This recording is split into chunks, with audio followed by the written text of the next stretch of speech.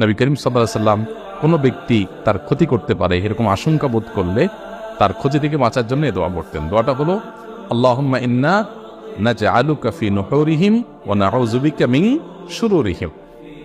অর্থাৎ হে আল্লাহ, যারা আমার ক্ষতির চেষ্টা করছে, শত্রুতা করার চেষ্টা করছে, তাদেরকে উপযুক্ত শাস্তি দিয়ে দমন করার জন্য, তাদেরকে শেষ করার জন্য আমি আপনার কাছে দায়িত্ব অর্পণ করলাম। আপনি মেহেরবানি করে আমার হয়ে আপনি তাদেরকে উপযুক্ত শাস্তি দিন, তাদের থামিয়ে দিন, তাদেরকে দমন করুন, তাদের শেষ করুন।